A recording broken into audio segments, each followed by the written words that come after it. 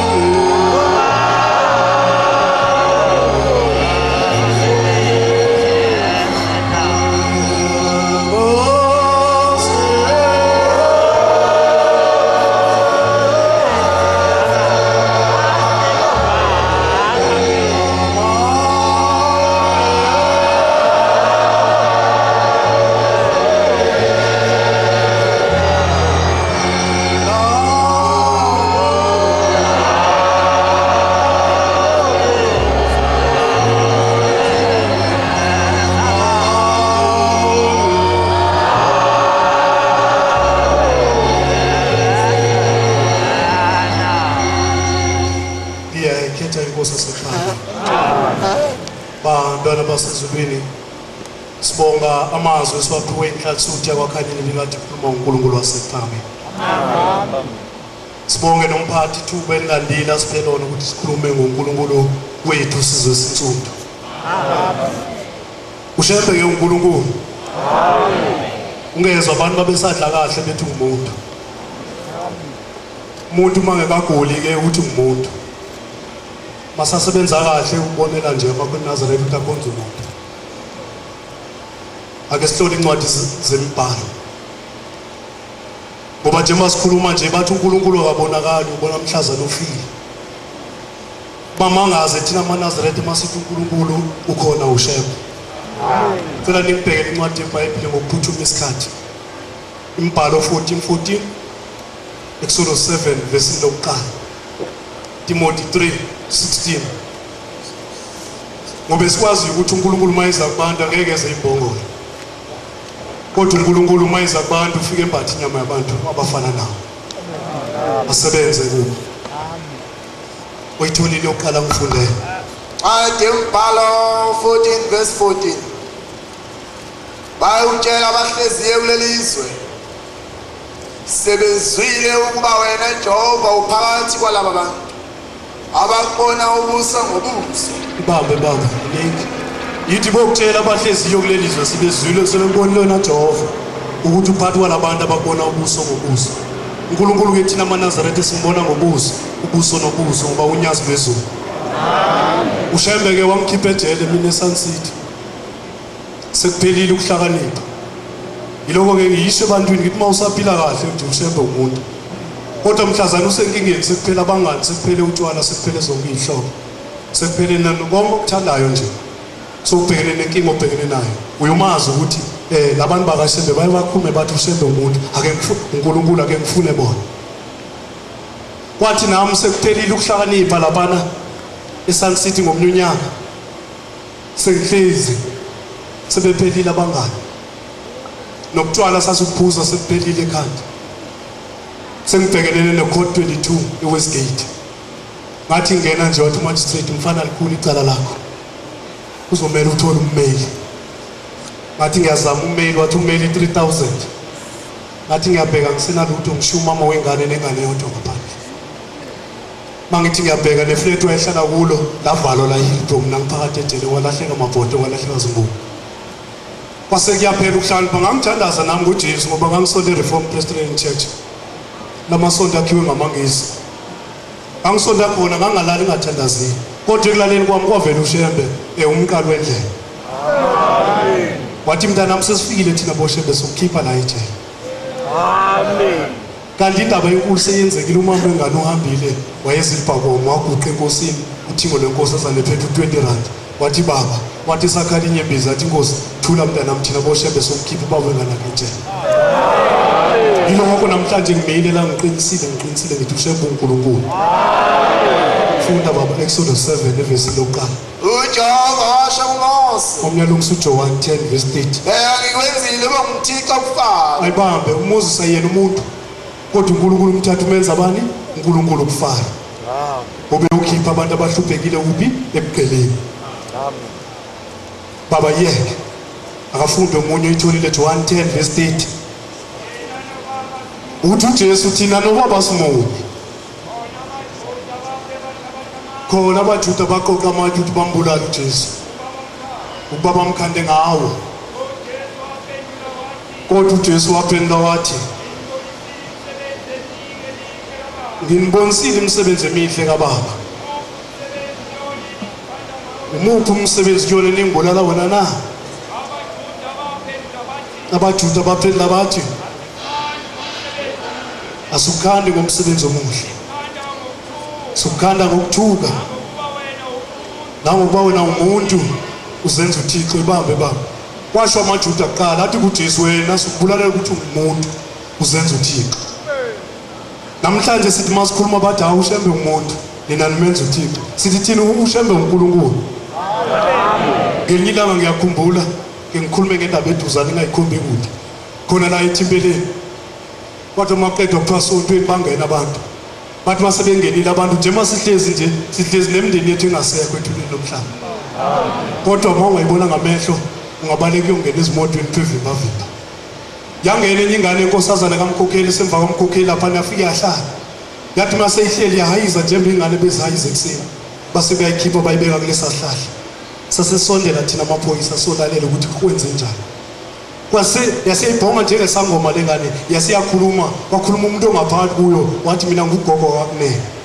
lengane kade siyilindile la eMasango nasesanda nezwe sisabatha ngayo thina mayingene eThempeleni nathi siyangena ushembe usilethe wasikhipha emazulwini uthi sakhishwa inkosi uthi ngolenkosazana athi hambani emhlabeni nogada umntana wenu uhluthwa izitha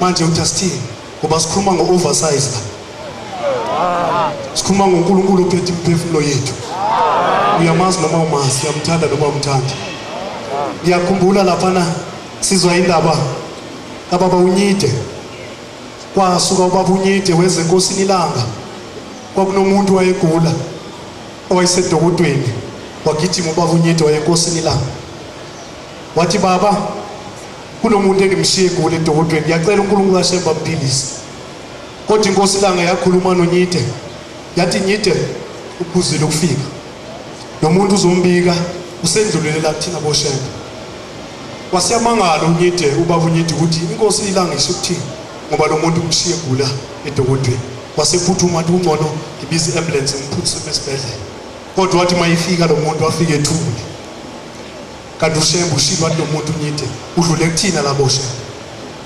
imphefumulo yethu thina bonke ke bantu idlula kushembe mayihamba kulelizwe amen funda baba enye incwadi bengicelile imisebenzi 2:22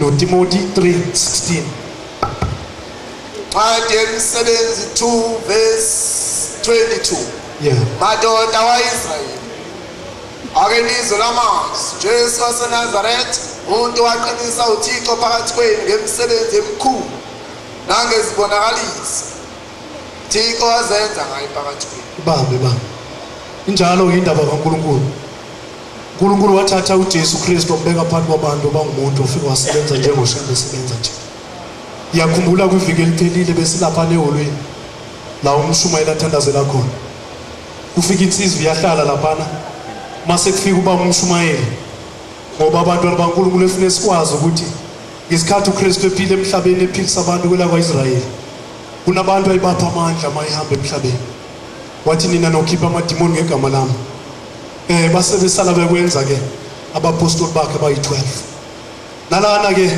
eAfrika uNkulunkulu usikhumbulile uNkulunkulu uthe mayehle ehlala enyameni noma enyameni sizwe sinsundu emzini wakwaShembe wase uShembe epha abantu amandla umshumelo la ekhaya uphiwe nguShembe amandla yibo Nkosi amen uthe mayifika lapha neholweni umshumayeli ezifaka isuti yakhe emhlophe engena nje wangena phakathi wahlala phansi kwase kusuke enye insizwa ngespeed ehleli phansi ezathini sathi yini baba yathi khona ngifuna ukubonga njengamanje ngithi ubongani baba ithi nje mangihlezi lapha bengikade nginehlavu noma ibullet engayidutulwa kwiminyaka 10 edlule kade ngiya kodokotela lebullet ngingaphuma kodwa kuthe mangena la baba ngase ngilunywa unyawo ngithe mangihwaya yaphuma inhlavu ayiwe phansi ayibonga inkosi ndododa biphethe lo nhlavu lesiyibonile namanje ikhona lapha neholweni ena 10 years eyihlula udokotela neyinyanga amen manje uthi asithi ushembe ubani uthi asithi ushembe ubani izolo nje kulokhu bengikhuluma nenye ingane engeke ngichaze mhlawumbe ikhona la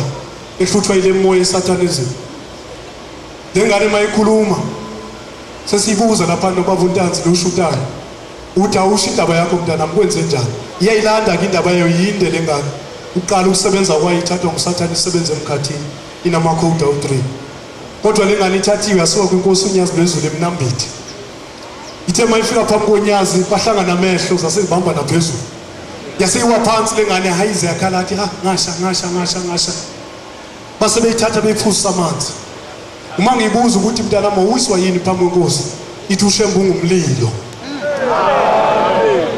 ithi ushembu ngumlilo ithi bengiqala umbona eshisa kanje ngoba ushembu uyafika la sikhona thina afika azothatha abantu bakhe esesibathwe bulela emhlabeni esibage ngane emoto kodwa munye ufikayo la sikhona thina phansi kwamanzi ushembu ezothatha abantu bakhe amen ithi lo moya wasophuma ngaleso sikhathi manje nje ngiyaphila onke amakhodi bese emzimbeni wami ushembu wabulela wonke amen yasiphathadiswa lengane ili Nazareth nje mangikhuluma nje amen khuluma indaba yodwa ngizohlala phansi ngoba isikhathi sabaphathi lapha na eholweni into enzekela la eGola ngeke ngiyikhombe kude ngoba masikhomba kude mhlamba awuzokholwa kahle shuma uyathandaza egameni kaShembe Nyazi lwezulu umethandazela kuyinsizwa yeRasta ehlala la eSoweto bayithatha lensizwa bayisondeza ngaphakathi uyahamba isikhathi bayiphusa amanzi siyaphaphama lensizwa uyabuzwa yini mfowethu kwenze njani yayibamba uvilakazi oyiphoyisa lensizwa na uvilakazi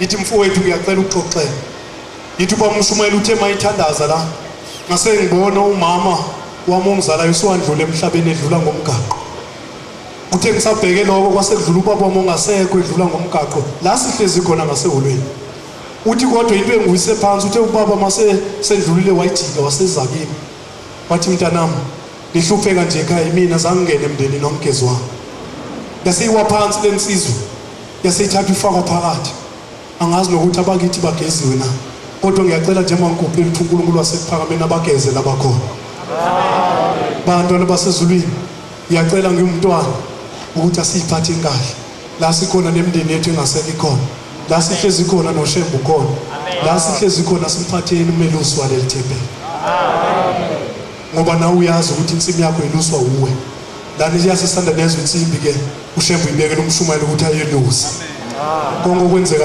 yokubuza kuye siyacela ke bantwana basezulwini siphathe kahle sibalalele abaphathi sibalalele